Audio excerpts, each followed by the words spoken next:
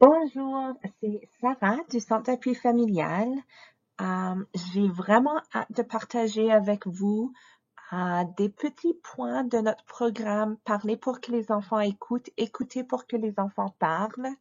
C'est un programme d'Adèle Faber et d'Hélène Mazlich. C'est un programme que j'adore. J'utilise le plus que je peux avec mes enfants. Alors, j'adore que j'ai l'opportunité de revoir tous ces points pour que je puisse m'en rappeler.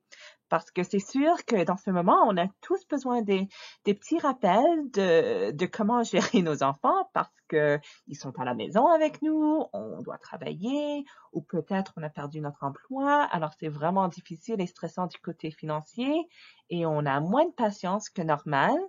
On n'a pas des activités où on peut apporter nos enfants. C'est vraiment beaucoup de temps avec nos enfants.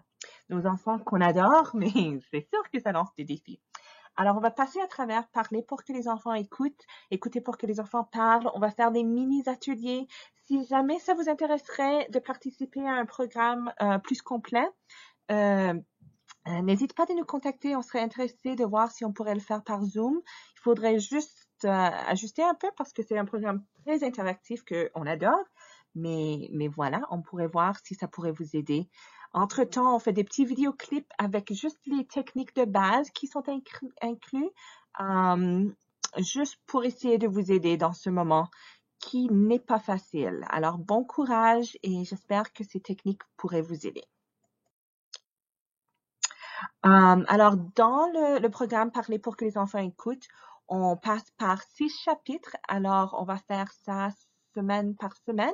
Alors, cette semaine, on va parler de aider les enfants aux prises avec leurs sentiments pénibles. On a beaucoup de sentiments pénibles récemment, c'est sûr. Alors, les 4 techniques qui sont explorées par ce programme sont écouter en silence et avec attention, accueillir les sentiments à l'aide d'un mot, nommer le sentiment, c'est numéro 3, et après, utiliser l'imaginaire. C'est des techniques que moi, j'essaie d'utiliser avec mes filles et je trouve surtout nommer le sentiment, ça aide beaucoup à calmer les enfants. Alors voilà, on se lance dans chapitre 1. Alors, chapitre 1, première technique qu'on explore dans notre atelier, c'est écouter en silence et avec attention. Je comprends complètement qu'on est distrait et on est occupé. Je pense qu'on est plus maintenant que jamais parce qu'on peut pas faire notre travail. On fait notre travail de la maison. Alors, on a des enfants qui viennent nous interrompre. Je peux pas vous dire combien de fois j'ai dû refaire ce vidéo parce qu'il y avait du bruit, il y avait des enfants qui sont venus me voir. Alors, je comprends qu'on est distrait et occupé. Cela dit, ce qui peut en fait éviter des crises, c'est vraiment si on écoute, au lieu d'écouter à moitié, alors voilà, au lieu d'écouter à moitié, qu'on prend vraiment le temps pour écouter avec attention le problème. Alors, ça veut dire qu'on met au niveau de l'enfant, on les regarde dans les yeux et on écoute vraiment avec attention à nos enfants. Et après, ça peut vraiment aider nos enfants juste à accepter comment ils se sentent et la situation. Et nos enfants, rappelez-vous que nos enfants trouvent beaucoup de confort dans notre écoute. Alors, ça, c'est technique 1, écouter en attention, en silence et avec attention.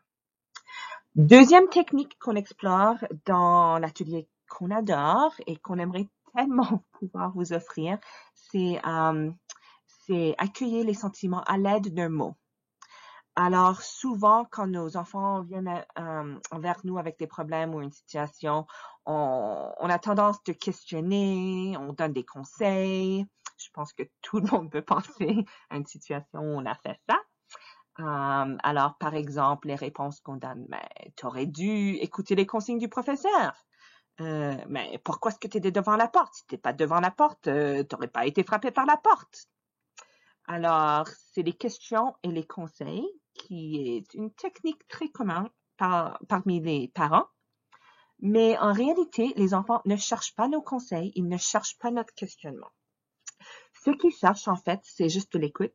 Ils veulent juste qu'on les écoute.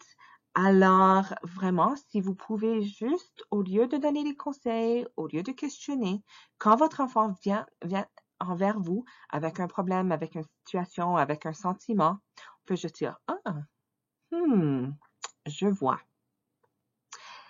C'est difficile, je trouve que c'est la technique la plus difficile pour moi. Mais ça laisse l'enfant la chance de s'exprimer sans jugement. C'est tout ce qu'on cherche, vraiment. Tout le monde cherche juste de s'exprimer sans jugement. Et cela donne du temps pour de réflexion. Et en utilisant cette technique, des fois, notre enfant peut même trouver leur propre solution au problème. Alors, technique numéro 2, c'est accueillir les sentiments à l'aide de mots. Alors, c'est « Oh, je vois ». La troisième technique qu'on voit d'en parler pour que les enfants écoutent, c'est nommer le sentiment. Je sais de plus en plus, ça se trouve un peu partout. Souvent, on a tendance, comme parents, si nos enfants sont tristes ou fâchés, on nie leurs sentiments. Alors, on dit des phrases comme « Ah, tu devrais pas être tellement fâché.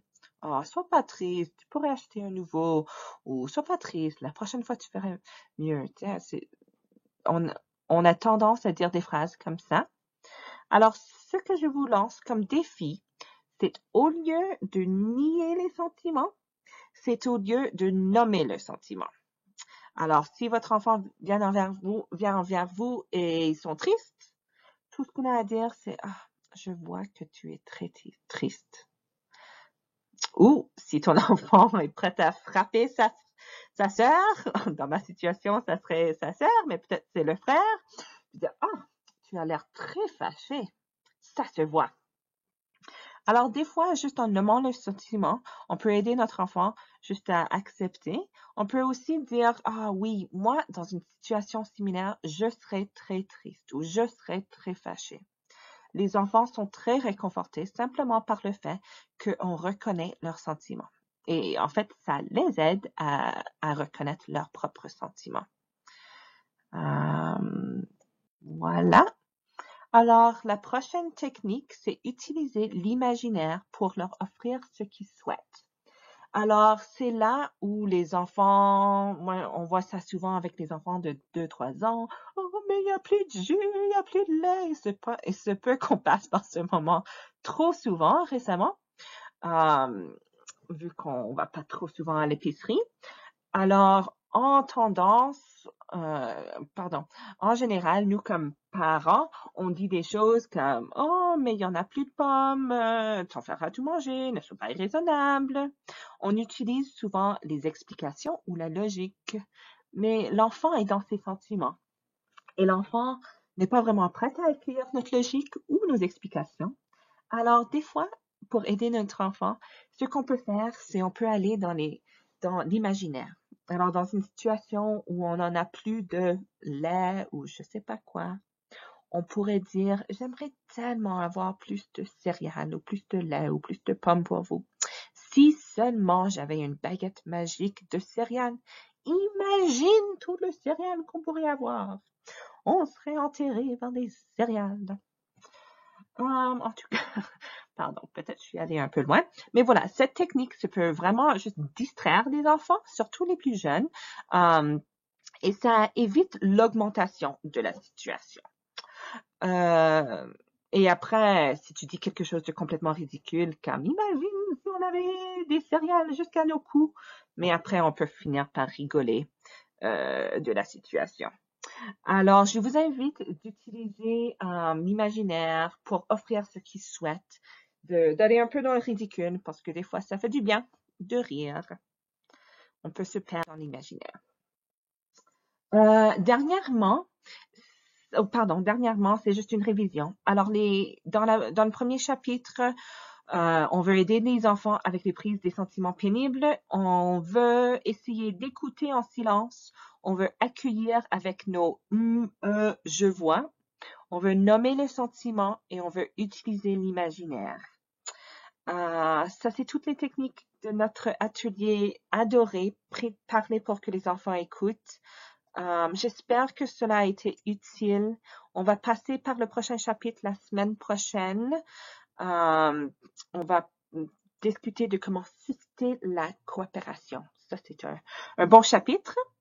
Si, entre-temps, vous avez besoin de soutien, n'hésitez pas de contacter le centre d'appui. Il y a Fabiana en particulier qui est formée en plein de programmes de parentalité. Alors, si vous avez besoin de soutien, n'hésitez pas à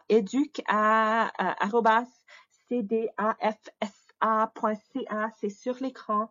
Envoyez un courriel si vous avez besoin d'aide, si vous avez besoin de parler. On a aussi un webinaire les lundis. On passe par des sujets, c'est juste une discussion guidée sur des sujets divers les lundis. Alors, inscrivez-vous si vous avez besoin de connecter, parler avec du monde. Je vous souhaite tout le courage au monde. C'est un moment difficile et surtout, soyez patient avec vous-même et avec vos enfants. Bonne journée.